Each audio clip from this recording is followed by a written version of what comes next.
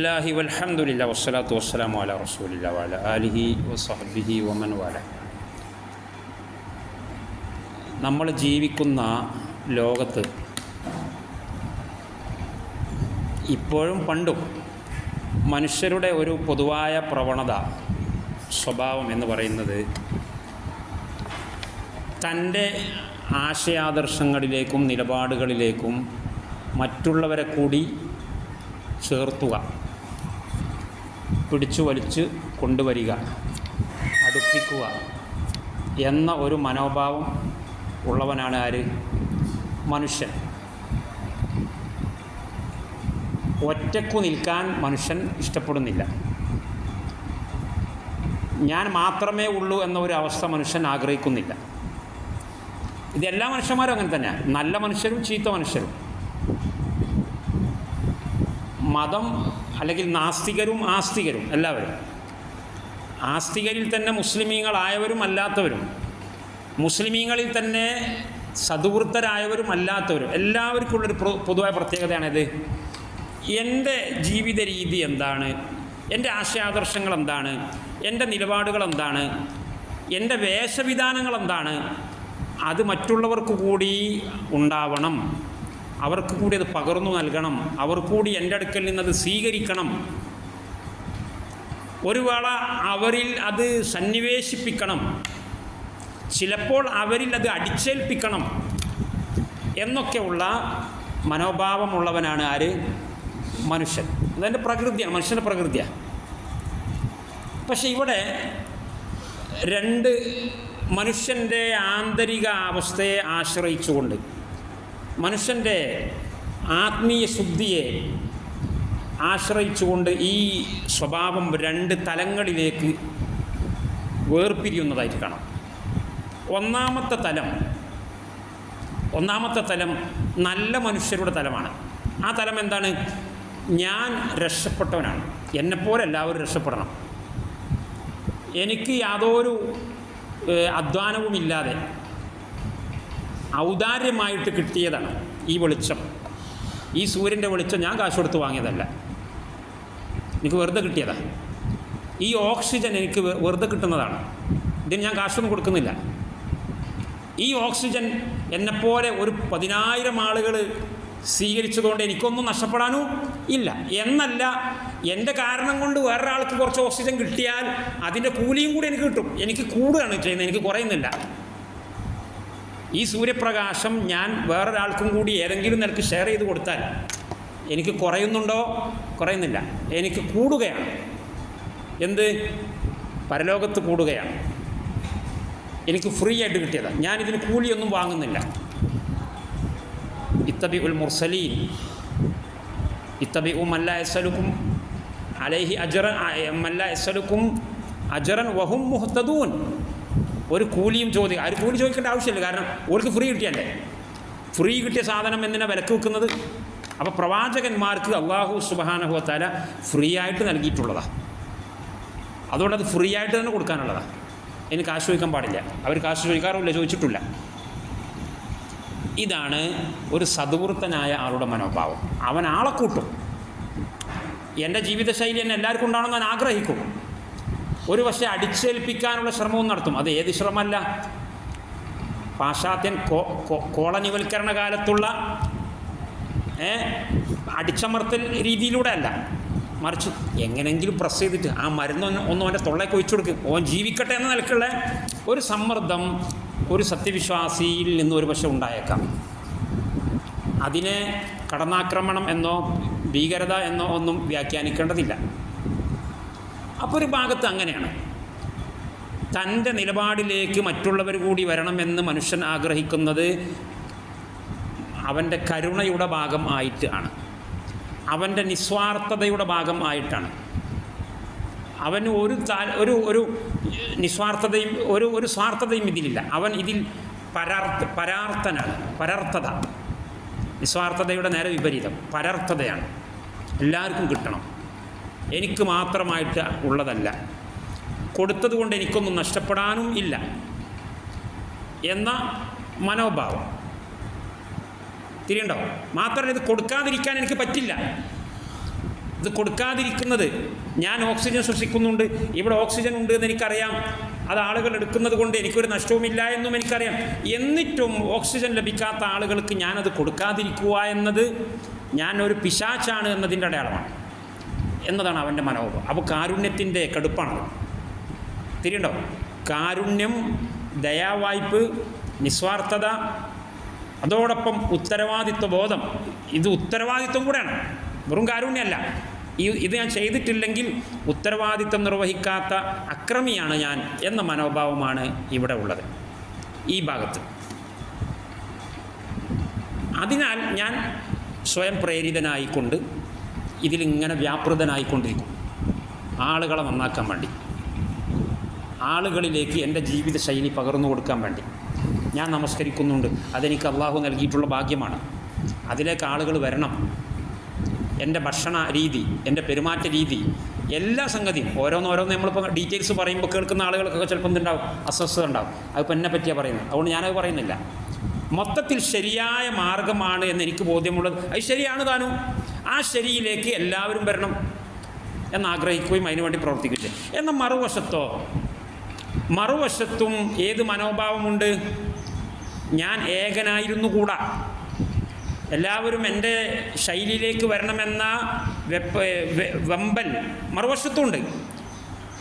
നാസ്തികരുടെ ലോകത്തുണ്ട്, മുശ്രിക്കുകളുടെ ലോകത്തുണ്ട്, മുസ്ലിമീങ്ങളിൽ തന്നെ ദുർനടപ്പുകാരിലുമുണ്ട്. പക്ഷേ അവിടെ വർക്കാകുന്നത് കാരുണ്യ മനോഭാവം അല്ല, നിസ്വാർത്ഥതയല്ല, ഉത്തരവാദിത്വ ബോധമല്ല. അവിടെ വർക്കാകുന്നത് എന്താണ്? അവിടെ വർക്കാകുന്നത് ഒന്ന് രണ്ട് മാനസിക വിഷയങ്ങളാണ്. അതാണ് നമ്മൾ കൂടുതൽ അനലൈസ് ചെയ്യാൻ ഉദ്ദേശിക്കുന്നത്. അവിടെ വർക്കാകുന്നത് നമ്മൾ ഏതായാലും ശരിയായ വഴിയിലല്ല, നമ്മൾ കുറ്റവാളികൾ. മദ്യപാനിയാണെങ്കിൽ ഓനറിയാം മദ്യപാനം ഒരു കുറ്റകൃത്യമാണ്. ഒരു കുറ്റകൃത്യം ഒരു മനുഷ്യൻ ചെയ്യുമ്പോൾ, ഏത് മനുഷ്യനാണെങ്കിലും ഒരു കുറ്റകൃത്യം ചെയ്യുന്ന മനുഷ്യൻ്റെ മനസ്സിൻ്റെ ഉള്ളിൽ സഹജമായ ഒരു മനസാക്ഷിയുണ്ട്. വലാ ഉഖ്സിമു ബിന്നഫ്സിൽ ലവ്വാമ, നിരൂപണം നടത്തിക്കൊണ്ടിരിക്കുന്ന മനസ്സ്, വിമർശിച്ചുകൊണ്ടിരിക്കുന്ന മനസ്സ്, കുറ്റപ്പെടുത്തുന്ന മനസ്സ് എല്ലാ മനുഷ്യൻ്റെ ഉള്ളിലും അള്ളാഹു നിക്ഷേപിച്ചിട്ടുള്ളതാണ്. ലാ ഉഖ്സിമു ബിയൗമിൽ ഖിയാമ വലാ ഉഖ്സിമു ബിന്നഫ്സിൽ ലവ്വാമ, അല്ലേ? അപ്പോൾ കുറ്റം ചെയ്തുകൊണ്ടിരിക്കുമ്പോൾ ആ കുറ്റകൃത്യവും ഇവൻ്റെ മനസാക്ഷിയും തമ്മിൽ സംഘർഷമുണ്ടാകും. ഈ സംഘർഷമുണ്ടാകുമ്പോൾ മനുഷ്യൻ ആഗ്രഹിക്കുന്നത് എന്താണ്? കുറ്റം ചെയ്യാനാണ്. മനസാക്ഷി പറയുന്നത് എന്താണ്? നീ ചെയ്യുന്നത് കുറ്റമാണ്. മനുഷ്യൻ കുറ്റം ചെയ്യാൻ ആഗ്രഹിക്കുന്നുണ്ട്. അത് മനുഷ്യൻ്റെ മനസ്സിൻ്റെ മറ്റൊരു തലമാണ്. ഇന്ന നഫ്സല അമ്മാറത്തുൻ ബിസ്സൂ, ഖുർആനിൽ പറഞ്ഞില്ലേ? കുറ്റത്തിലേക്ക് പ്രേരിപ്പിക്കുന്ന ഒരു തലം മനുഷ്യൻ്റെ മാനസികാവസ്ഥയിലുണ്ട്. ബൽ യുരീദുൽ ഇൻസാനു ലിയഫ്ജുറ അമാമ. ഈ സൂറത്തുൽ ഖിയാമയിൽ തന്നെ പറഞ്ഞു, ലാ ഉഖ്സിമു ബിയൗമിൽ ഖിയാമ. ഖിയാമത്ത് നാളിനെ സത്യം ചെയ്തുകൊണ്ട് അള്ളാഹു പറയണേ. എന്ത് പറയാണ്? ഖിയാമത്ത് നാളുണ്ട് എന്ന്. ഖിയാമത്ത് നാൾ ഉണ്ട്, പരലോകമുണ്ട്, അന്ത്യദിനമുണ്ട് എന്ന് പറയാൻ വേണ്ടി അള്ളാഹു സത്യം ചെയ്യുന്നത് ആരെക്കൊണ്ടാണ്? ഖിയാമത്ത് നാളിനെ കൊണ്ട് തന്നെയാണ്. കാരണം ഇത് ഒരു പരമാർത്ഥമാണ് എന്നതിന് അതുതന്നെയാണ് സാക്ഷി. വേറെ സാക്ഷിനെ കൊണ്ടുവരേണ്ടതില്ല. ലാ, നിങ്ങൾ വിചാരിക്കും പോലെ അല്ല. ഉഖ്സിമു, ഞാൻ സത്യം ചെയ്യുന്നു, ബിയൗമിൽ ഖിയാമ. അപ്പം അതുണ്ട്, അത് നിഷേധിക്കാൻ കഴിയില്ല, ആരും നിഷേധിക്കില്ല. പക്ഷെ എന്നിട്ടും അതുള്ളതുപോലെ മനുഷ്യൻ നടിക്കാത്ത എന്തുകൊണ്ടാണ്? ഖിയാമത്ത് നാൾ ഉണ്ട്, മരണമുണ്ട് എന്ന ഒരു ബോധ്യത്തിൽ മനുഷ്യൻ അവൻ്റെ ധാർമ്മിക ജീവിതം ക്രമീകരിക്കാത്തത് എന്തുകൊണ്ടാണ്? ഇതിൻ്റെ കാരണം അള്ളാഹു പറഞ്ഞു, അത് ഇല്ലാത്തത് കൊണ്ടല്ല, അവൻ അതിനെ നിഷേധിക്കുന്നത് കൊണ്ടുമല്ല. പിന്നെ ബൽ യുരീദുൽ ഇൻസാനു ലിയഫ്ജുറ അമാമ, അവന് പരലോകമുണ്ട് എന്ന ദൃഢബോധ്യം വെച്ചുകൊണ്ട് ജീവിതം ക്രമീകരിച്ചാൽ, അന്ത്യദിനമുണ്ട് എന്ന ബോധ്യത്തിൻ്റെ മേലിൽ അവൻ്റെ ധാർമ്മിക ജീവിതം കെട്ടിപ്പടുത്താൽ അവന് പിന്നെ കള്ളുടിക്കാൻ കഴിയൂല, പിന്നെ വ്യഭിചരിക്കാൻ കഴിയൂല. തിരിയുണ്ടോ? ഓനാണെങ്കിൽ എന്നും വ്യഭിചരിക്കണം, ഓനാണെങ്കിൽ എന്നും കുറ്റകൃത്യം ചെയ്യണം. എന്നും കുറ്റകൃത്യം ചെയ്യണമെന്ന് ആഗ്രഹിക്കുന്ന ഒരാൾക്ക് മരണം മരണം മരണം എന്ന് ചിന്തിക്കാൻ പറ്റുമോ? സംഗതി വരണുണ്ടെന്ന് അവൻ ഉറപ്പാണ്. പക്ഷെ അവൻ ചിന്തിക്കാൻ അവന് ഇഷ്ടമില്ല. കറി നല്ലതാണ്, മല്ലാക്കൊക്കെ വരണ്ട അറിഞ്ഞില്ലേ, അത് ഇപ്പടെ വെച്ചാളി, അത് വെച്ചാൽ ഇത് നടക്കൂല. മനുഷ്യൻ്റെ മനോഭാവമാണ് അത്. ശരിക്കും പറഞ്ഞാൽ ഒരു വിവരക്കേടാണ്. കുറ്റം ചെയ്തുകൊണ്ട് തന്നെ മുന്നോട്ട് പോയിട്ട് ഓൻ്റെ കാമം പൂർത്തീകരിക്കാം എന്നത് തോന്നൽ മാത്രമാണ്. ഒരു വ്യഭിചാരിക്കും കാമദാഹം തീർന്നിട്ടില്ല. ഒരു മദ്യപാനിക്കും മദ്യാസക്തി അവസാനിച്ചിട്ടില്ല. തിരിയുണ്ടോ? ഒരു കൊലയാളിയും കൊന്നുമടുത്തിട്ടില്ല. പിന്നെന്താ ഉണ്ടായത്? കാമാസക്തി അവസാനിച്ചതല്ല, കാമത്തിലുള്ള ആസ്വാദനം നഷ്ടപ്പെട്ടതാണ്. ഏതുപോലെ എന്നറിയോ?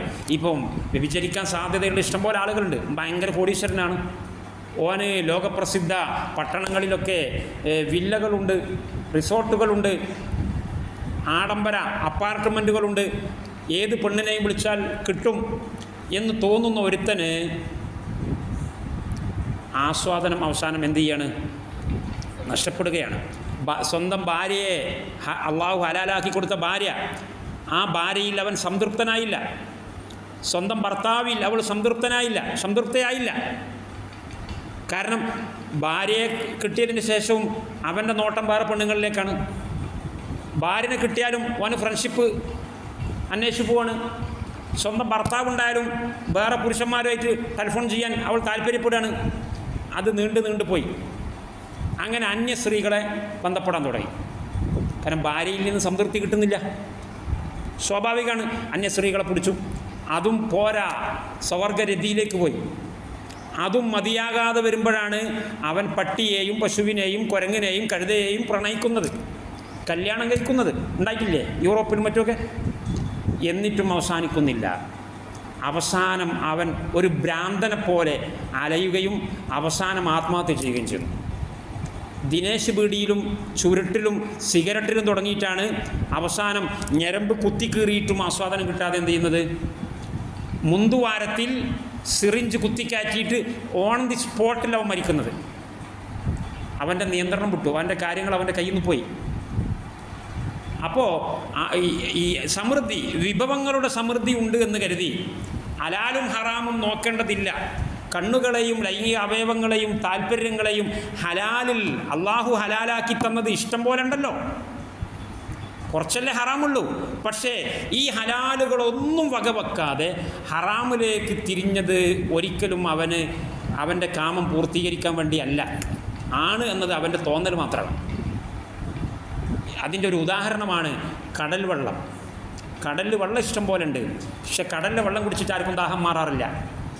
ഉണ്ടോ? നിങ്ങൾക്ക് ദാഹം മാറാൻ വേണ്ടി വീട്ടിൽ അള്ളാഹു ഹലാലാക്കി തന്ന ഒരു കിണറുണ്ട്.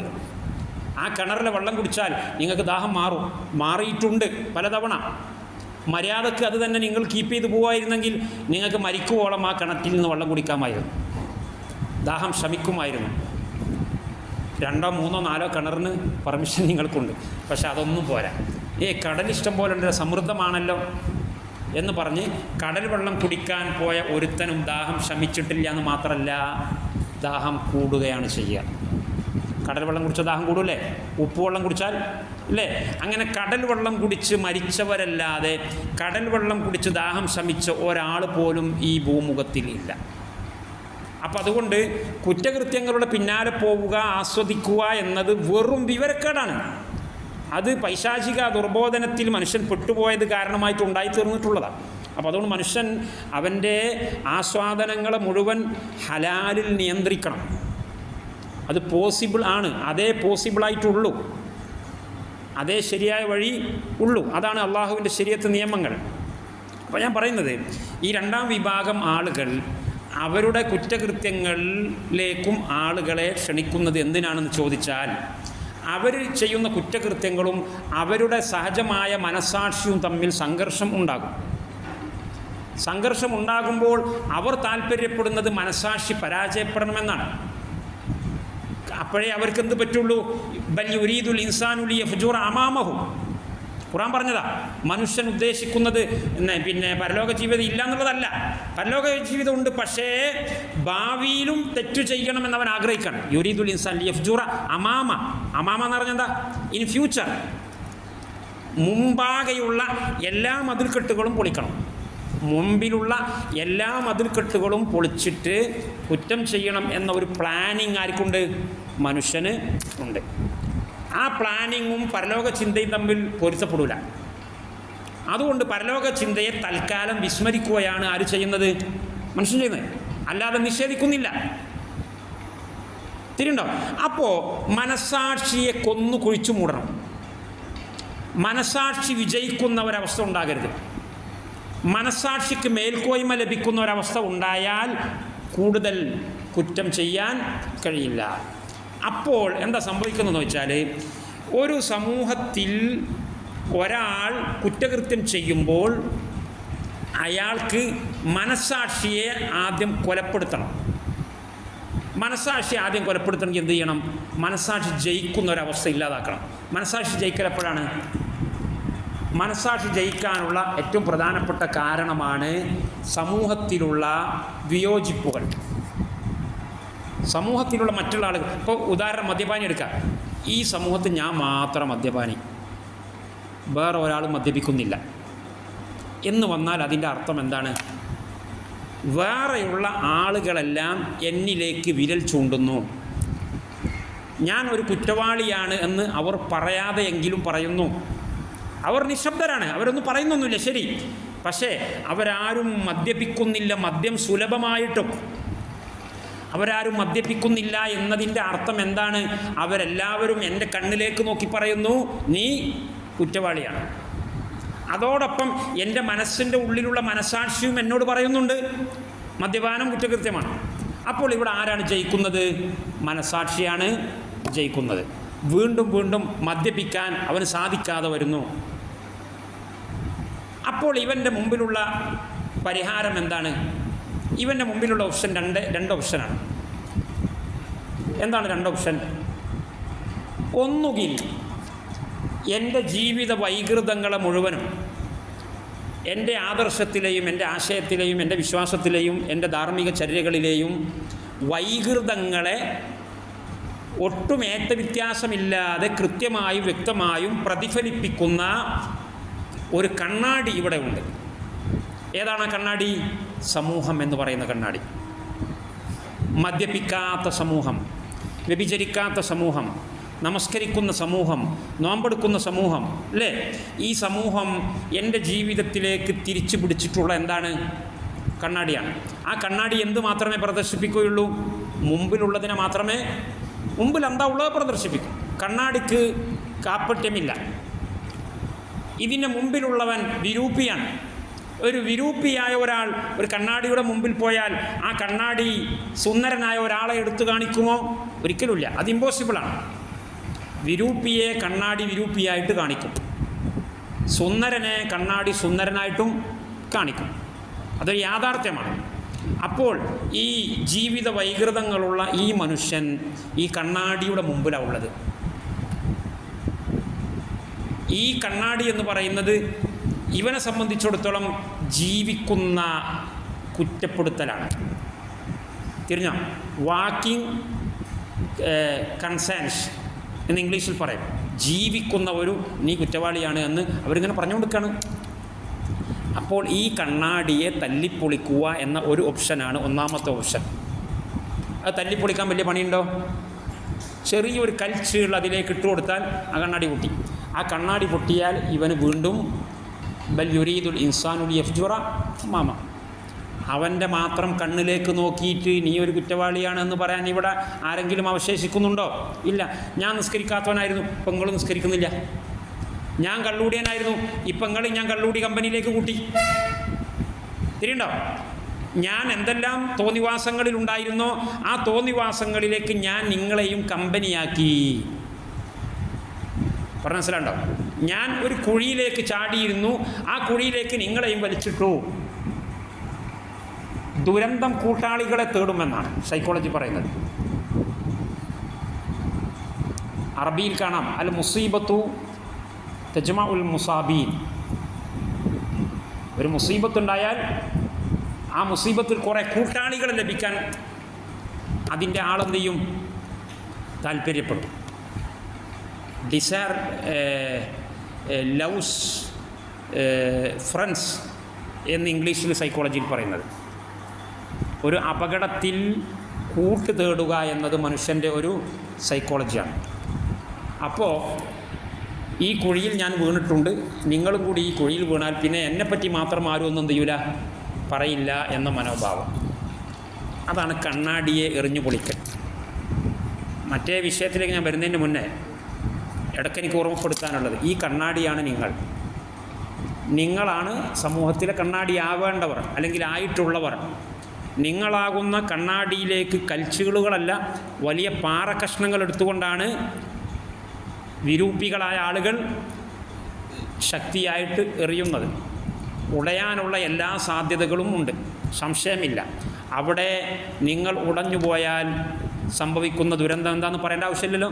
അപ്പോൾ ഉടയാതെ ഇരിക്കണം. ആളുകൾ എറിയുമെന്ന് ഉറപ്പാണ്, എറിഞ്ഞുകൊണ്ടിരിക്കുന്നുണ്ട്. അവിടെ ഉടയാതിരിക്കാൻ ആവശ്യമായ എല്ലാ ശക്തിയും നിങ്ങൾ സംഭരിക്കണം. നിങ്ങൾ ഉടയാതെ ഒരു കണ്ണാടിയായിട്ട് വീണ്ടും വീണ്ടും ഇവിടെ നിലനിൽക്കുന്ന പക്ഷം ഒരുപാട് ആളുകൾക്ക് അവരുടെ വൈരൂപ്യങ്ങൾ കാണാനെങ്കിലും പറ്റും. ഒരുപാട് ആളുകൾക്ക് അവരുടെ വൈകൃതങ്ങൾ കാണാനെങ്കിലും പറ്റും. അങ്ങനെ കാണുന്ന ചിലരെങ്കിലും അവരുടെ വികൃത രൂപത്തെ വൃത്തിയാക്കി ശുദ്ധിയാക്കി കൊണ്ടുവരാനൊരു സാധ്യതയുണ്ടല്ലോ. നിങ്ങളും കൂടി ഉടഞ്ഞു പോയാൽ വൈകൃതങ്ങളെ ഒരാൾക്കും കാണാൻ കഴിയാത്ത ഒരവസ്ഥ വരും. നിങ്ങളും ആ കൂട്ടത്തിൽ നശിക്കും. രണ്ടാമത്തെ ഓപ്ഷൻ എന്താണ്? കണ്ണാടി എറിഞ്ഞു പൊളിക്കുക എന്നുള്ളതായിരുന്നു ഒന്നാമത്തെ ഓപ്ഷൻ. രണ്ടാമത്തെ ഓപ്ഷൻ, എൻ്റെ വികൃതങ്ങളെല്ലാം കാണുന്നുണ്ട് ഈ കണ്ണാടിയിൽ, കണ്ണാടിക്ക് കാപ്പട്യമില്ല, എൻ്റെ പ്രശ്നമാണ്, എൻ്റേതാണ് തകരാറ് എന്ന് തിരിച്ചറിഞ്ഞുകൊണ്ട് ഞാൻ ഈ കണ്ണാടിയിൽ ഒരു സുന്ദരനായി പ്രത്യക്ഷപ്പെടണം എന്ന് തീരുമാനിക്കുക. എങ്ങനെ തീരുമാനിക്കുക? കണ്ണാടിക്ക് മാറാൻ കഴിയില്ല, കണ്ണാടി മാറൂല. അപ്പോൾ ആരാണ് മാറേണ്ടി വരിക? ഞാൻ മാറണം. ഞാൻ നമസ്കരിക്കുന്നവനാവണം, ഞാൻ ധർമ്മം ആചരിക്കുന്നവനാവണം, ഞാൻ ജനങ്ങൾക്ക് ഉപകാരം ചെയ്യുന്നവനാകണം, ഞാൻ അള്ളാഹുവിന് മാത്രം അനുസരിക്കുന്നവനാകണം എന്ന ഒരു തീരുമാനമെടുത്ത് ഇവൻ ഉയരങ്ങളിലേക്ക് പോകാൻ ശ്രമിക്കണം. പക്ഷേ അധികം മനുഷ്യരും എന്താ ചെയ്യാറുള്ളത്? ഒന്നാമത്തെ ഓപ്ഷനാണ് തിരഞ്ഞെടുക്കാറുള്ളത്. കണ്ണാടി പൊളിക്കാൻ ശ്രമിക്കും. കാരണം രണ്ടാമത്തെ ഓപ്ഷൻ എന്ന് പറയുന്നത് അധപ്പതനത്തിൻ്റെ പടുകുഴിയിൽ നിന്ന് മുകളിലോട്ട് കയറലാണ്. മുകളിലേക്ക് കയറുക എന്നത് പ്രയാസമുള്ള കാര്യമാണ്. ഉയരങ്ങൾ കയറൽ എന്തല്ല, എളുപ്പമല്ല. താഴോട്ട് വീണുപോകൽ എളുപ്പമാണ്. വീണു പോകാൻ ഒരു പണിയെടുക്കണ്ട, വെറുതെ ഇരുന്ന് കൊടുത്താൽ മതി. മനുഷ്യൻ ആവാൻ, താഴോട്ട് തെന്നിപ്പോകാൻ. ഉയരങ്ങൾ കയറാൻ പ്രയാസം ഉണ്ടാകും. പ്രയാസമുള്ള ഒന്നിനെയും മനുഷ്യൻ ഇഷ്ടപ്പെടുന്നില്ല. മനുഷ്യൻ്റെ പ്രകൃതിയിലുള്ള മറ്റൊരു വിഷയമാണെന്ത്? എളുപ്പങ്ങളെ ഇഷ്ടപ്പെടുക, ദ്രുതഗതിയിൽ ലഭിക്കുന്ന ആസ്വാദനങ്ങളെ വാരിപ്പുണരുക, പെട്ടെന്ന് ലഭിക്കുന്ന ലാഭം സ്വീകരിക്കുക. പിന്നീട് കിട്ടുന്നത് എത്ര വലിയ ലാഭമായാലും വേണ്ടില്ല, ഇപ്പം കിട്ടുന്ന ₹1, ആ ₹1ക്കാണ് പ്രാധാന്യം. 2 ആഴ്ച കഴിഞ്ഞാൽ ₹100 കിട്ടണം, ആ ₹100 വേണ്ട, ഇപ്പം കിട്ടുന്ന ₹1. ഇതൊക്കെ മനുഷ്യൻ്റെ സൈക്കോളജിയാണ്. ഡിലേഡ് ഗ്രാറ്റിഫിക്കേഷൻ എന്നാണ് അതിനെ സൈക്കോളജിയിൽ പറയാം. പിന്തി വരുന്ന ഉപകാരം സ്വീകരിക്കാൻ താല്പര്യമില്ലാതിരിക്കുകയും ഉടനടി ലഭിക്കുന്ന ഉപകാരം അത് ചെറുതാണെങ്കിൽ പോലും, അത് വ്യാജമാണെങ്കിൽ പോലും അതിനെ സ്വീകരിക്കാൻ താല്പര്യം കാണിക്കുകയും ചെയ്യുക എന്നത് വിവേകമില്ലാത്ത മനുഷ്യരുടെ പ്രത്യേകതയാണ്. നമ്മുടെ ഇപ്പോഴത്തെ കാലത്ത് പെട്ടെന്ന് അത് മനസ്സിലാവും. നല്ല ഫലവത്തായ, അർത്ഥവത്തായ, സാരസമ്പൂർണമായ ഒരു 45 മിനിറ്റ് ക്ലാസ്, പ്രഭാഷണം, സംസാരം, ഒരു അധ്യാപകൻ്റെ ഉത്ബോധനം കേൾക്കാൻ വിദ്യാർത്ഥികൾക്ക് ക്ഷമ ലഭിക്കുന്നില്ല. ഒരു ഓഡിറ്റോറിയത്തിൽ നോക്കിയാൽ, ഒരു ക്ലാസ് റൂമിൽ നോക്കിയാൽ 95% ആളുകളും തല താഴ്ത്തി ഉറങ്ങായിരിക്കും. കാരണം ഇയാൾ ഈ പ്രസംഗിക്കാൻ തുടങ്ങി 45 മിനിറ്റ്, ആർക്കതിന് സമയം? എന്നാൽ റീൽസുകൾ കേൾക്കാൻ എല്ലാവരും തയ്യാറാണ്. 10 വയസ്സുള്ള പ്രായമുള്ള ചെറിയ കുട്ടികൾ മുതൽ 30 സെക്കൻഡ് നീണ്ടു നിൽക്കുന്ന റീൽസ്, ഇനി അതിനേക്കാളും ചെറുതാക്കാൻ പറ്റുമെന്നാണ് നോക്കുന്നത്. ആ റീൽസിൽ ഫലിതങ്ങൾ ഉണ്ടാവട്ടെ ഇല്ലാതിരിക്കട്ടെ, കാര്യങ്ങൾ ഉണ്ടാവട്ടെ ഇല്ലാതിരിക്കട്ടെ, റീൽസിലാണ് മനുഷ്യൻ്റെ താല്പര്യം. അങ്ങനത്തെ ഒരു കാലമാണല്ലേ. പക്ഷേ ഈ റീൽസ് കൊണ്ടുള്ള താല്പര്യം ഇക്കാലത്ത് മാത്രമല്ല. റീൽസ് എന്ന് പറയുന്നത് പഴയ പ്രതിഭാസമാണ്. പരിശുദ്ധ ഖുർആൻ അതിനെ പരിഗണിച്ചിട്ടുണ്ട്. പരിശുദ്ധ ഖുർആൻ റീൽസിനാണ് എന്ത് ചെയ്തിട്ടുള്ളത്? പ്രാമുഖ്യം കൊടുത്തിട്ടുള്ളത്. മക്ക കാലഘട്ടത്തിൽ അവതരിച്ചത് അധികവും റീൽസുകളാണ്, അറിയില്ലേ? പിന്നെ താഴെ നമ്മൾ അമ്മയുടെ താഴെയുള്ള അധ്യായങ്ങൾ അറിയില്ലേ? അമ്മയുടെ താഴെയുള്ള അധ്യായങ്ങളൊക്കെ മക്ക കാലഘട്ടമാണ്, റീൽസുകളാണ്. 5 ആയത്ത് 6 ആയത്ത് 3 ആയത്ത് ഇന്ന ആഴ്ത്തനാക്കൽ കൗസർ. ഏറ്റവും വലിയ അധ്യായങ്ങളൊക്കെ അവസാനമാണ്, മദീനയിലാണ്. സൂറത്തുൽ ബഖറ. കാരണം മക്കയിൽ സൂറത്തുൽ ബഖറ ഇറക്കി കൊടുത്താൽ ഇവിടെ വേറെ പണിയുണ്ടെന്ന് പറയും. നിങ്ങളെ ഒരു ബഖറ കൊണ്ടുപോയാൽ എവിടുന്ന് പറയും. അതേസമയം മറ്റത് ചെറിയ ചെറിയ സാധനം ആയതുകൊണ്ട് അങ്ങോട്ട് കയറും, കുറച്ചെങ്കിലും കേട്ടിരിക്കും. അങ്ങനെ കുറേ ആളുകൾ നന്നാകുന്നത്.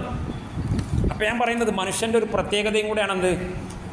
പെട്ടെന്ന് ലഭിക്കുന്ന, വേഗം കേൾക്കാനും കാണാനും മനസ്സിലാക്കാനും പറ്റുന്ന, ആസ്വദിക്കാനും പറ്റുന്നത് അതിങ്ങോട്ട് വരട്ടെ. മറ്റതൊക്കെ പിന്നെ മറ്റു വരുമോ വരില്ല എന്നതിന് ഉറപ്പില്ലല്ലോ. അങ്ങനെ ഇതിൻ്റെ പിന്നാലെ പോയിട്ട് മനുഷ്യന് സുഖങ്ങൾ അന്വേഷിച്ചുകൊണ്ട് പോകുന്നൊരു പ്രകൃതി ആയതുകൊണ്ട് ഉയരങ്ങളിലേക്ക് കയറാനുള്ള സാഹസികത എടുക്കാൻ അവൻ തയ്യാറാകുന്നില്ല.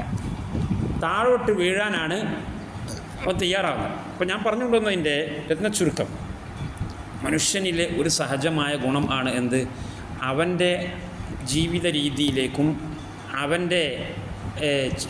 അവൻ്റെ ആശയങ്ങളിലേക്കും അവൻ്റെ നിലപാടുകളിലേക്കും മറ്റുള്ളവരെ കൂടി വലിച്ചു അടുപ്പിക്കുക എന്നത് മനുഷ്യൻ്റെ ഒരു പ്രത്യേകതയാണ്. അതിൽ നല്ല ആളുകൾ കാരുണ്യ മനോഭാവം വെച്ചുകൊണ്ടാണ് തങ്ങൾക്ക് ലഭിച്ചിട്ടുള്ള വെളിച്ചം എല്ലാവർക്കും കൂടി കൊടുക്കാൻ ഉള്ളതാണ്, അതിൽ തങ്ങൾക്കൊരു കുറവുമില്ല. അതുപോലെ അതൊരു ഉത്തരവാദിത്വ ബോധത്തിൽ നിന്ന് വരുന്നതും കൂടെയാണ്. മറുവിഭാഗം ആളുകൾ അവരുടെ മോട്ടിവേഷൻ ഞങ്ങൾക്ക് ലഭിച്ചിട്ടുള്ള പരിശുദ്ധി മറ്റുള്ളവർക്ക് കൊടുക്കണമെന്ന് വിചാരിച്ചിട്ടാണോ? അല്ല. പിന്നെയോ ഞങ്ങൾ കുറ്റകൃത്യം വീണ്ടും വീണ്ടും കുറ്റകൃത്യം ചെയ്ത് ജീവിക്കാൻ താല്പര്യപ്പെടുന്നവരാണ്. അങ്ങനെ കുറ്റകൃത്യം ചെയ്ത് ജീവിച്ചു പോകണമെങ്കിൽ മനസ്സാക്ഷിയെ മരവിപ്പിക്കുകയോ കൊന്നു കുഴിച്ചു മൂടുകയോ വേണം. മനസ്സാക്ഷിക്ക് ജീവൻ നൽകുന്ന ഒന്നും ഇവിടെ അവശേഷിക്കരുത്. മനസ്സാക്ഷിക്ക് ശക്തി പകരുന്ന മനസ്സാക്ഷിയുടെ ഐക്യമുന്നണിയാണ് സമൂഹത്തിൽ നിലനിൽക്കുന്ന കണ്ണാടികൾ. ഈ കണ്ണാടികളെ തകർക്കുമ്പോഴാണ് മനസ്സാക്ഷിയെ നശിപ്പിക്കാൻ കഴിയുന്നത്. അങ്ങനെ ഈ കണ്ണാടികൾ തകർക്കുക. ഈ കണ്ണാടികളെ തകർക്കുന്നത് എങ്ങനെയാണ്? അതിൻ്റെ രീതിയാണെന്ത്? എൻ്റെ ജീവിത രീതിയിലേക്ക് അവരെയും കൊണ്ടുവരിക. ഞാൻ മദ്യപാനിയാണ്, എനിക്ക് മദ്യപാനത്തിന് കൂട്ടുവേണം. ഞാൻ വ്യഭിചാരിയാണ്, എനിക്ക് വ്യഭിചാരത്തിൽ പങ്കാളി വേണം. കണ്ടോ? ഈ ഒരു ആറ്റിറ്റ്യൂഡിലാണ് മറുവിഭാഗം ആളുകൾ അവരുടെ ജീവിത രീതിയിലേക്ക് ആളുകളെ ക്ഷണിക്കുന്നത്. പ്രവാചകന്മാരെ പോലെ കാരുണ്യ മനോഭാവത്തിൽ അല്ല, നിസ്വാർത്ഥതയുടെ ബേസിൽ നിന്നുകൊണ്ട് അല്ല, സ്വാർത്ഥതയുടെ ബേസ്. നിങ്ങൾ നോക്കി, ഇവിടെ പോലും സ്വാർത്ഥതയാണ്. എവിടെ? കുറ്റകൃത്യത്തിൽ പോലും സ്വാർത്ഥതയാണ്. ഒരു മദ്യപാനി ഒരിക്കലും തൻ്റെ സഹമദ്യപാനികൾ തൻ്റെ പദവിയിൽ വരാൻ ആഗ്രഹിക്കുന്നില്ല. ഒരു വ്യഭിചാരി ഒരിക്കലും ലോകത്തുള്ളവരൊക്കെ വ്യഭിചാരികളാവണമെന്നവൻ ആഗ്രഹിക്കുന്നു, അതിനുവേണ്ടി അവൻ പണിയെടുക്കുന്നു. പക്ഷേ എന്നെപ്പോലെയുള്ള ഒരു സൂപ്പർ വ്യഭിചാരിയാകാൻ അവരാരും ആഗ്രഹിക്കുന്നില്ല. എന്നെപ്പോലെ ലോകത്തെ അതിസുന്ദരികളായ ആളുകളെ കൈവശപ്പെടുത്താൻ ആർക്കും സാധിക്കരുത് എന്ന് ഓരോ വ്യഭിചാരി ആഗ്രഹിക്കണം. തിരിയുണ്ടോ? വ്യഭിചാരി പടയുടെ തലവൻ അത് ഞാൻ മാത്രമായിരിക്കണം, തലപ്പത്ത് നിങ്ങൾ വരാൻ പാടില്ല. വ്യഭിചാരികളുടെ നേതാവ്, ഇത് മാനസിക തലങ്ങളിലേക്ക് ഇറങ്ങിച്ചെല്ലുമ്പോൾ ഒരുപാട് വിശകലനങ്ങളിലൂടെ പറയാനുണ്ട്. മദ്യപാനികളുടെ നേതാവ് ആ നേതൃപദവി മറ്റൊരാൾക്ക് വിട്ടുകൊടുക്കില്ല. മദ്യപാനികളുടെ നേതാവാണ്, ആ നേതൃപദവിയാണ്. പക്ഷെ അത് സ്വന്തം അനുയായികളായ മറ്റു മദ്യപാനികൾക്ക് പോലും അവനെന്ത് ചെയ്യൂല, വിട്ടുകൊടുക്കില്ല. മാത്രമല്ല, അനുയായികളാക്കി വെച്ചിട്ടുള്ള, അടിമകളും അനുയായികളുമാക്കി വെച്ചിട്ടുള്ള ഈ മദ്യപാനികളെ ഇവൻ ഭിന്നിപ്പിച്ചായിരിക്കും ഭരിക്കുക. എങ്ങനെ ഭിന്നിപ്പിച്ച് ഭരിക്കുക?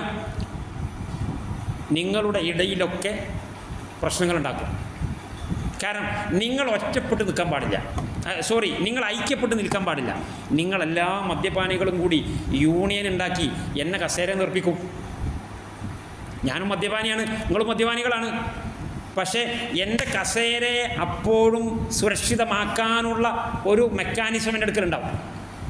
ആ മെക്കാനിസമാണ് എന്ത്? നിങ്ങളെ തമ്മിൽ തല്ലിപ്പിക്കുക. നടക്കുന്നില്ലേ? ഇന്നത്തെ സംഘടനാ ലോകത്ത് നടക്കുന്നതല്ലേ? സംഘടനാ നേതാക്കൾ, സംഘടന ഫാസിസം എന്ന് പറഞ്ഞാൽ എന്താ?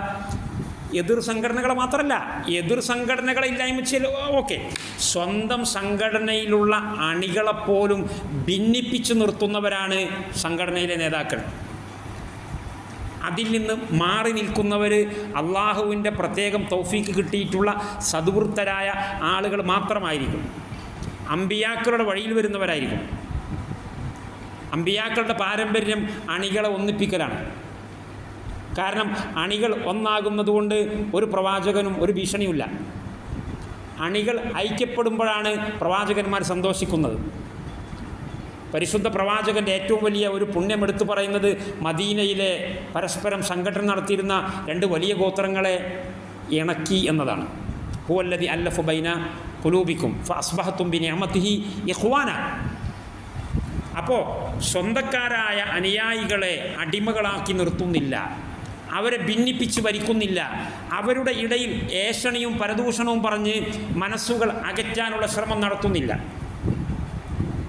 എന്നാൽ ഇസ്ലാം വിരുദ്ധ കൂട്ടായ്മകൾ മുഴുവനും കാണുമ്പോൾ പുറത്തുനിന്ന് നോക്കിയാൽ നമ്മൾ സുഖിയൻ്റെ മാതിരി ഉണ്ടാവും. ഉള്ളിൽ ഒന്നിനോട് യോജിക്കൂല. കാരണം ഒന്നിനോട് യോജിക്കാത്ത കള്ളുകുടിയന്മാരായിരിക്കണം നിങ്ങളെല്ലാവരും എന്നാണ് കള്ളുകുടി പ്രസ്ഥാനത്തിൻ്റെ തലവൻ ആഗ്രഹിക്കുന്നത്. കാരണം അവൻ കള്ളുകുടിയനായിരിക്കുമ്പോഴും അവൻ്റെ മനസ്സിൻ്റെ ഉള്ളിലുണ്ട്, എന്നെപ്പോലെ ആരും ആകരുത്, എൻ്റെ കസേരയിൽ ആരും ഇരിക്കരുത്. എന്നാൽ സദ്വൃത്തരായ ആളുകൾ അങ്ങനെയല്ല. സദ്വൃത്തരായ ആളുകൾ, ഞാൻ പറഞ്ഞല്ലോ, അവർ ഫ്രീ ആയിട്ട് കിട്ടുന്നത് ഫ്രീ ആയിട്ട് വിതരണം ചെയ്യണം. ഫ്രീ ആയിട്ട് ഇത് വിതരണം ചെയ്യുന്നത് കൊണ്ട് എനിക്കൊന്നും നഷ്ടപ്പെടാനില്ല, എനിക്ക് മുഴുവൻ കിട്ടാനുള്ളൂ എന്നാണ് ഇവിടുത്തെ മനോഭാവം. ഇവിടുത്തെ മനോഭാവം അങ്ങനല്ല. സംഗതി ഇത് വിതരണം ചെയ്യും വേണം. എന്നാൽ അങ്ങനെ ഉണ്ടല്ലോ, മദ്യപാനം എന്ന് പറയുന്ന ഈ കുറ്റകൃത്യം വിതരണം ചെയ്യും വേണം, അതോടൊപ്പം എൻ്റെ സാമ്രാജ്യം ഭദ്രമായിരിക്കുകയും വേണം എന്ന പ്രതിസന്ധിയിലാണ് ആരുള്ളത്? വിപരീത ക്യാമ്പ് ഉള്ളത്. അതുകൊണ്ട് ഒരിക്കലും തിന്മയുടെ ലോകത്ത് സമാധാനം ഉണ്ടാവുകയില്ല, ഐക്യം ഉണ്ടാവുകയില്ല. പ്രത്യക്ഷത്തിലൊരു ഐക്യം കാണും, ശരിയാണ്. നന്മയുടെ ലോകം അങ്ങനെയല്ല. നന്മയുടെ നേതൃപദവിയിലുള്ള ആളുകൾ താഴേക്കിടയിലുള്ള ആളുകളെ നേതൃപദവിയിലേക്ക് കൊണ്ടുവരാനും പരിശീലിപ്പിക്കാനുമുള്ള സഹായമാണ് ചെയ്യുക. ഇബ്രാഹിം നബി അലൈഹിസ്സലാം നിങ്ങൾ നോക്കി, അദ്ദേഹത്തിന് അല്ലാഹു തആല നേതൃപദവി കൊടുത്തു. വൈദിബ്തല ഇബ്രാഹിം റബ്ബുഹു ബി കലിമാത്തിൻ ഫഅതമ്മഹുന്ന ഖാല ഇന്നി ജായിലുക ലിന്നാസി ഇമാമ. ഇബ്രാഹിം നബി അലൈഹിസ്സലാമിന് നമ്മൾ ഈ പറഞ്ഞ രീതിയിലൊക്കെ അദ്ദേഹം പ്രവർത്തിച്ചപ്പോൾ അദ്ദേഹത്തിന് സ്വാഭാവികമായിട്ട് എന്ത് കിട്ടും? നേതൃപദവി കിട്ടും. അത് അള്ളാഹു ഓഫർ ചെയ്തു. ഇന്നി ജായിലുക ലിന്നാസി ഇമാമ. അദ്ദേഹം പറഞ്ഞ അൽഹംദുലില്ലാ എന്നാണോ? ഞാൻ സംതൃപ്തനായി എന്നാണോ? ഇല്ല. ഉടനടി അദ്ദേഹത്തിൻ്റെ വായിൽ നിന്ന് വന്ന വാക്ക് ഖാല വമിൻ ദുർരിയത്തി. ഞാൻ മാത്രം നേതാവായ പോരാ, എനിക്ക് മാത്രം പോരാ ഈ കസേര. ഇതുപോലെയുള്ള കസേര എല്ലാവർക്കും കൊടുക്കണമെന്ന ആഗ്രഹമാണ് ആർക്കുണ്ടായത്? ഇബ്രാഹിം നബിക്കുണ്ടായത്. അദ്ദേഹം അത് പ്രകടിപ്പിച്ചു. മുഅ്മിനീങ്ങളുടെ പ്രാർത്ഥന വജഅൽനാ ലിൽ മുത്തഖീന ഇമാമ. ഞങ്ങളെ മുത്തഖീങ്ങളുടെ നേതൃപദവിയിൽ കൊണ്ടുവരണം. അപ്പോൾ എല്ലാവരും മുത്തഖീങ്ങളായി കഴിഞ്ഞാൽ എല്ലാവരും നേതൃപദവിയിലാണ്. കുന്തും ഖൈറ ഉമ്മത്തിൻ. കുന്തും എന്ന ഒരാളെ പറ്റിയല്ല പറഞ്ഞത്. കുന്തും, നിങ്ങളെല്ലാവരും കസേരയിൽ ഉള്ളവരാണ്, നിങ്ങളെല്ലാവരും നേതൃപദവിയിലുള്ളവരാണ്, നിങ്ങളെല്ലാവരും ഒരേപോലെ ഉന്നതങ്ങൾ കീഴടക്കാൻ സാധിക്കുന്നവരാണ്. ഈ കണ്ടീഷൻ ഉണ്ടാവണം, അത്രേ ഉള്ളൂ. അപ്പോൾ നമ്മൾ പറഞ്ഞ 2 വിഭാഗം ആളുകളും അല്ലെങ്കിൽ മനുഷ്യന്മാരെ എല്ലാവരും അവരവരുടെ നിലപാടുകളിലേക്ക് ആളുകളെ ക്ഷണിക്കാൻ വേണ്ടി ശക്തമായ താല്പര്യവും വാശിയും കാണിക്കുന്ന ആളുകളാണ്. പക്ഷേ അതിൽ ഒരു വ്യത്യാസമുള്ളത്, ഒരു ഭാഗത്ത് ഈ വാശി കാരുണ്യത്തിൽ നിന്നും നിസ്വാർത്ഥതയിൽ നിന്നും ഉത്തരവാദിത്വ ബോധത്തിൽ നിന്നും വരുന്നതാണ്. മറ്റേ ഭാഗത്തുള്ള വാശി അവരുടെ ഭൗതിക പ്രതിസന്ധിയെ തരണം ചെയ്യാൻ വേണ്ടി, അവരുടെ വൈകൃതങ്ങളെ തുറന്നു കാണിക്കുന്ന കണ്ണാടികളെ തകർത്തു കളയാൻ വേണ്ടി, അവർ കാട്ടിക്കൂട്ടുന്ന കുറ്റകൃത്യങ്ങൾ സമൂഹത്തിൽ വീതം വെക്കാൻ വേണ്ടി ആ വീതം വെപ്പിലൂടെ അവരിലേക്ക് മാത്രം ചൂണ്ടുന്ന കൈവിരലുകൾ ഇല്ലാതാക്കി മനസാക്ഷികളെ മരവിപ്പിച്ച് അല്ലെങ്കിൽ കൊന്നുകുഴിച്ചു മൂടി വീണ്ടും കുറ്റകൃത്യം ചെയ്യാൻ വേണ്ടിയിട്ടുള്ള വഴികൾ തുറക്കാനാണ് ആരെന്ത് ചെയ്യുന്നത്, മറുവിഭാഗത്തുള്ള ആളുകൾ അവരിലേക്ക് ആളുകളെ ആകർഷിക്കുന്നത്. ഇപ്പോൾ ചുരുക്കി പറഞ്ഞാൽ രണ്ട് വിഭാഗം ആളുകളും എന്ത് ചെയ്യുന്നുണ്ട്, അവരുടെ വഴിയിലേക്ക് ആളുകളെ ആകർഷിക്കുന്നു.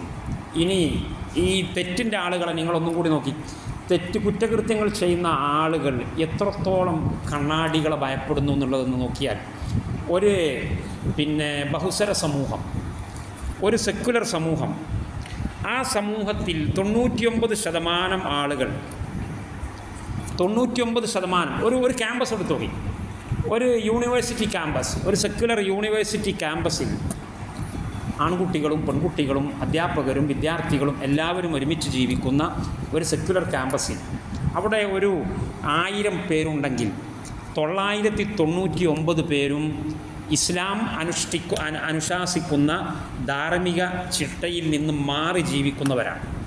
999 പേര്. ഒരാൺകുട്ടിയാവട്ടെ അല്ലെങ്കിൽ ഒരു പെൺകുട്ടിയാവട്ടെ, ഒരാൾ അവിടെ ഇസ്ലാമിക ചിട്ടയിൽ ജീവിക്കുന്നു. ഒരു പെൺകുട്ടിനെടുത്തോളി, അവൾ അവിടുത്തെ വിദ്യാർത്ഥിനിയാണ് അല്ലെങ്കിൽ അധ്യാപികയാണ്. അവൾ സമ്പൂർണ്ണ ഹിജാബ് ധരിച്ചു വരുന്നവളാണ്. നിക്കാബൊക്കെ മാറ്റി വെച്ചോളി, നിക്കാബിലേക്കൊന്നും പോകണ്ട. അവൾ പർദ്ദ ധരിച്ചു വരുന്നവളാണ്. അവൾ അന്യപുരുഷന്മാരുമായി ബന്ധപ്പെടുമ്പോൾ പ്രത്യേകം പരിധികളും അതിർവരമ്പുകളും സൂക്ഷിക്കുന്നവളാണ്. അവൾ നമസ്കാരത്തിന് സമയമായാൽ നമസ്കരിക്കാൻ പറ്റിയ ഒരു ഇടം അന്വേഷിക്കുന്നവളാണ്, പള്ളിയാവട്ടെ അല്ലാത്തതാവട്ടെ. അവൾ ജീവിതത്തിൽ സത്യസന്ധത പാലിക്കുന്നവളാണ്. തെറ്റായ കൂട്ടായ്മകളിലൊന്നും ഇരിക്കാത്തവളാണ്, കൂട്ടുചേരാത്തവളാണ്. ഹലാലായ ഭക്ഷണം മാത്രം അന്വേഷിക്കുന്നവളാണ്. ഇങ്ങനെയുള്ള ഒരേ ഒരാൾ ആ ഒരു ക്യാമ്പസിൽ, ബാക്കി 999 ആൾ കുത്തഴിഞ്ഞ ജീവിതം. സങ്കല്പിച്ച് നോക്കി, അവിടെ ഈ 999 ആളുകളെക്കുറിച്ച് അവിടെ സംസാരമോ ചർച്ചയോ ഉണ്ടാവുകയില്ല. ഈ 999 ആളുകൾ ആ ക്യാമ്പസിൽ അസ്വസ്ഥത ഉണ്ടാക്കുന്നവരായിട്ട് പരിഗണിക്കപ്പെടുന്നില്ല. ഈ 999 ആളുകൾ ആ ക്യാമ്പസിന് ഭീഷണിയാണ് എന്ന് അവിടെ ഒരാൾക്കും തോന്നുന്നില്ല. ഈ ഒരു സ്ത്രീ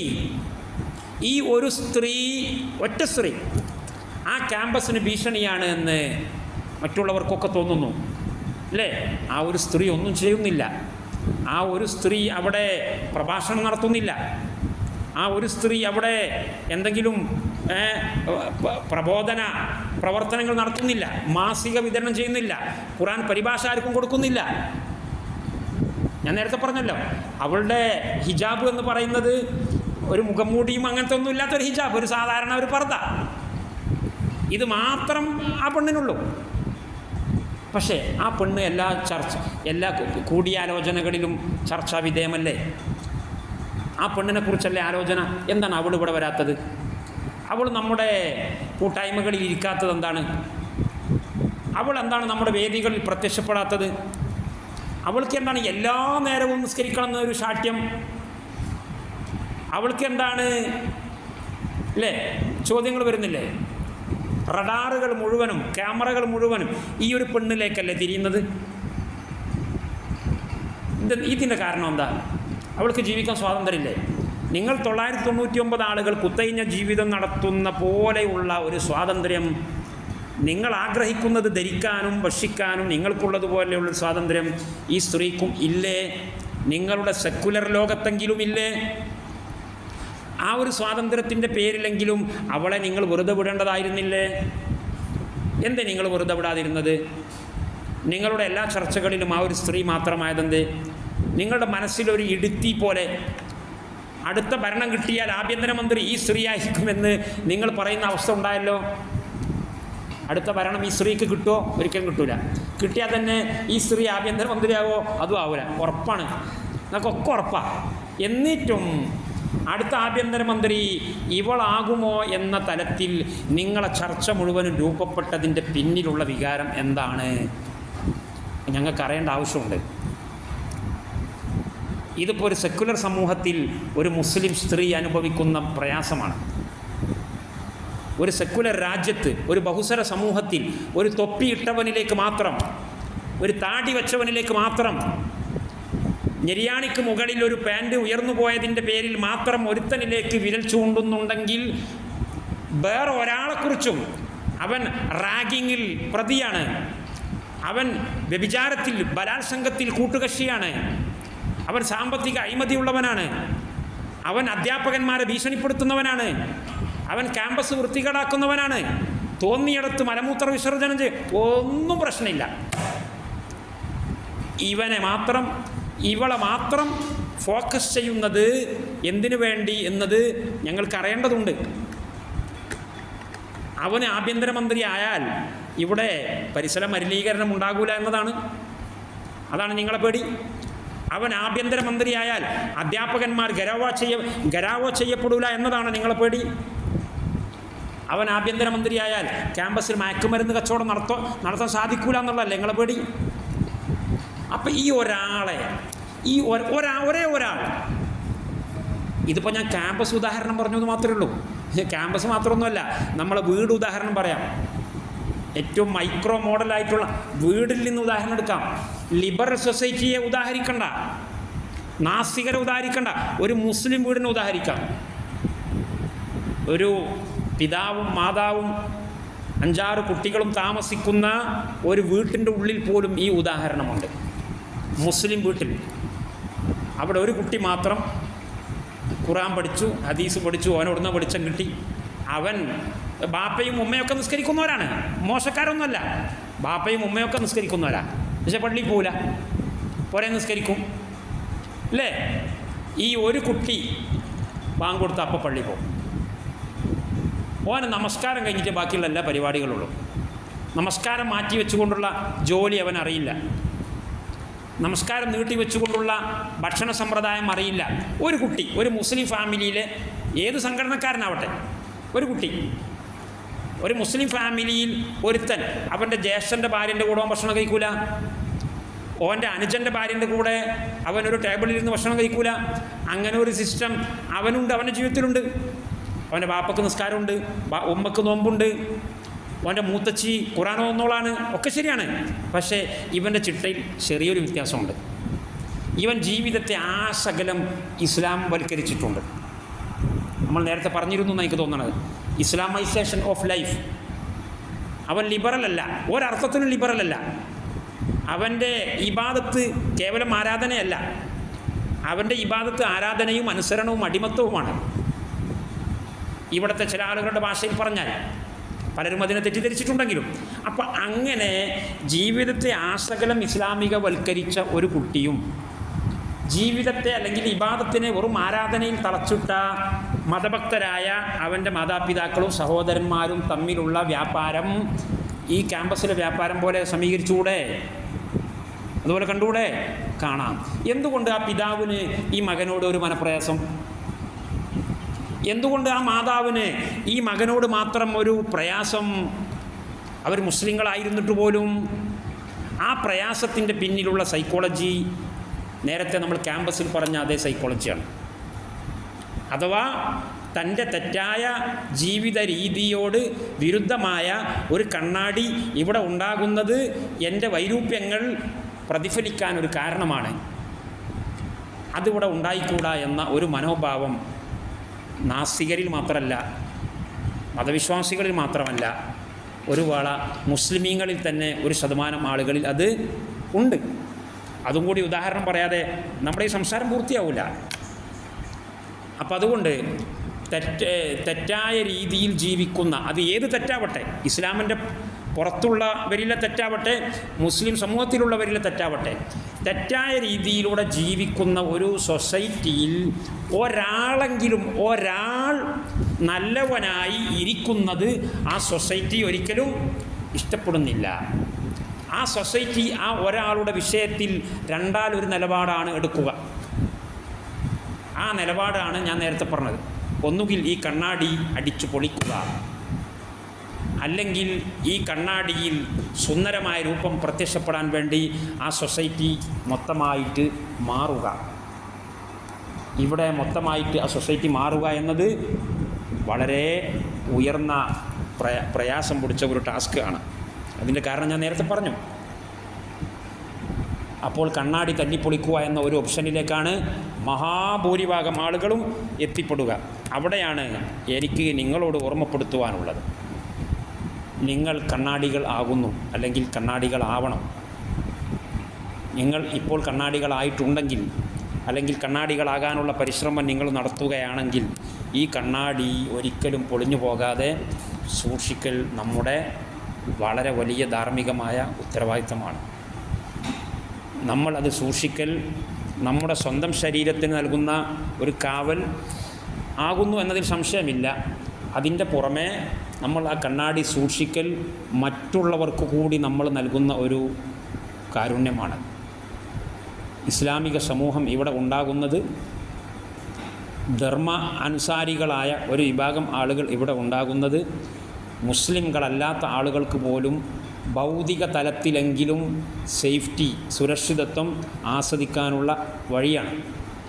എല്ലാവർക്കും അറിയാം, മുസ്ലിം സമുദായം ഉള്ളതുകൊണ്ടാണ് മുസ്ലിം സമുദായം നട്ടെല്ല് നിവർത്തി അധർമ്മത്തിനെതിരിലും അനീതിക്കെതിരിലും പടപൊരുതാൻ ഒരു വിഭാഗം ആളുകൾ, മുസ്ലിംകൾ എന്ന് പേരുള്ള ഒരു വിഭാഗം ആളുകൾ ഇവിടെ ഉള്ളതുകൊണ്ടു തന്നെയാണ് എപ്സ്റ്റീനിയൻ കൾച്ചർ ഇവിടെ പടർന്നു പന്തലിക്കാത്തത്.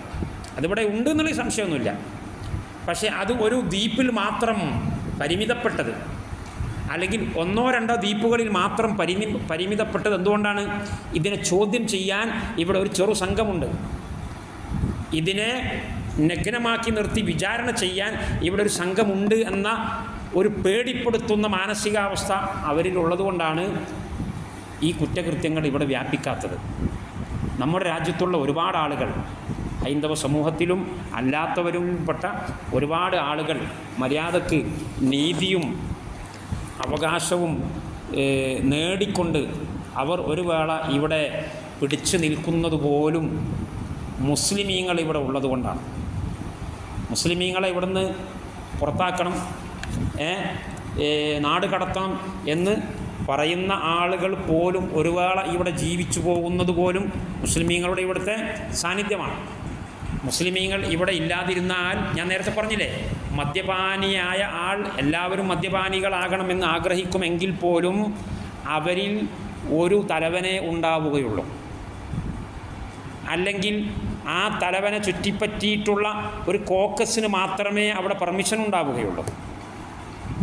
ഇവിടുത്തെ ഭരണകൂടങ്ങൾ, ഇവിടെയുള്ള ബഹുഭൂരിഭാഗം വരുന്ന അമുസ്ലിമീങ്ങളായ ആളുകളെ ഉത്തേജിപ്പിക്കുകയും അവരെ ഏകീകരിക്കുകയും ചെയ്തിട്ട് മുസ്ലിമീങ്ങളെ നാടുകടത്താൻ വേണ്ടി ശ്രമിക്കുന്നുണ്ട് എങ്കിലും ഈ തലപ്പത്തിരിക്കുന്ന ഒരു ആൾ, അല്ലെങ്കിൽ അയാളുടെ കൂട്ടുകമ്പനികളായ കോക്കസുകൾ, പല കോർപ്പറേറ്റുകൾ എന്ന പേരിലൊക്കെ പരിചയപ്പെടുത്തുന്ന ഈ ആളുകൾ വളരെ കുറഞ്ഞ ശതമാനമേ ഉണ്ടാവുകയുള്ളൂ. ഈ കുറഞ്ഞ ശതമാനം ആളുകൾക്ക് മാത്രമേ പിന്നീട് എന്തു ഉണ്ടാവുകയുള്ളൂ? നിങ്ങൾ സ്വപ്നം കാണുന്ന നീതി അവർക്ക് മാത്രമേ ഉണ്ടാവുകയുള്ളൂ. നിങ്ങളിപ്പോൾ സ്വപ്നം കണ്ടുകൊണ്ടിരിക്കുന്ന ഈ സമത്വം നിങ്ങൾക്കെല്ലാവർക്കും കിട്ടൂല. മുസ്ലിമീങ്ങളെ നാട് കടത്താൻ വേണ്ടി ഐക്യപ്പെട്ട ഈ സമൂഹത്തിന് മുഴുവൻ ഈ നീതി കിട്ടുമോ? കിട്ടൂല. ഈ സമത്വം കിട്ടുമോ? ഈ സ്വാതന്ത്ര്യം കിട്ടുമോ? ഇല്ല. ഈ നീതിയും സമത്വവും സ്വാതന്ത്ര്യവും ഒക്കെ നിങ്ങളെ ഉത്തേജിപ്പിച്ച, നിങ്ങളെ പിരികയറ്റിവിട്ട നേതൃത്വത്തിലിരിക്കുന്ന ഒന്നോ രണ്ടോ മൂന്നോ ആളുകളുടെ കൈകളിൽ മാത്രം പരിമിതമാകും. അപ്പോൾ നിങ്ങൾക്ക് നിഷേധിക്കപ്പെടുന്ന നീതിക്ക് വേണ്ടി സംസാരിക്കാൻ ഒരു മുസ്ലിം ഇവിടെ ഉണ്ടാവുകയില്ല. അപ്പോൾ നിങ്ങൾക്ക് തടയപ്പെട്ട അവകാശങ്ങൾ ചോദിച്ചു വാങ്ങിത്തരാൻ ഒരു മുസ്ലിം ഇവിടെ ഉണ്ടാവുകയില്ല. ഈ തിരിച്ചറിവ് മുസ്ലിമീങ്ങൾക്കെതിരിൽ ഇപ്പോൾ ഐക്യപ്പെട്ടുകൊണ്ട് വോട്ട് ബാങ്കായിട്ട് രൂപപ്പെടണം എന്ന് വിചാരിക്കുന്ന അമുസ്ലിം സഹോദരങ്ങൾ കൂടി മനസ്സിലാക്കേണ്ടതാണ്. അവർ മനസ്സിലാക്കേണ്ടതിൻ്റെ കൂടെ തന്നെ നമ്മുടെ ആളുകളും മനസ്സിലാക്കണം. നമ്മളില്ലാതായി പോകുന്നത്, നമ്മൾ സ്വയം ഇല്ലാതായി പോവുകയോ മറ്റുള്ളവർ ഇല്ലാതാക്കുമ്പോൾ ഇല്ലാതായിപ്പോകാൻ വേണ്ടി കഴുത്തും കയറും വെച്ചു കൊടുക്കുകയും ചെയ്യുകയോ ചെയ്യുന്ന മുസ്ലിമീങ്ങളും ആലോചിക്കേണ്ടത് നമ്മളില്ലാതായി പോകുമ്പോൾ നമ്മൾ മാത്രമല്ല ഇല്ലാതായി പോകുന്നത്. വലിയൊരു സമുദായവും കൂടി വലിയൊരു സമൂഹവും കൂടി ഇവിടുന്ന് ഭൗതിക ലോകത്തെങ്കിലും അവർ നരകിക്കും. പരലോകത്ത് ഏതായാലും അവർ നരകിക്കും. ലാ ഇലാഹ ഇല്ലല്ലാഹു മുഹമ്മദ് റസൂലുള്ളാഹ് ഇല്ലാത്തതിൻ്റെ പേരിൽ ഭൗതിക ലോകത്ത് അവരൊക്കെ നരകിക്കും, അത് വേറെ വിഷയം. പക്ഷേ ഈ ഭൗതിക ലോകത്ത് പോലും അവർ നരകിക്കും. ആരുടെ അഭാവത്തിൽ? മുസ്ലിം സമുദായത്തിൻ്റെ അഭാവത്തിൽ.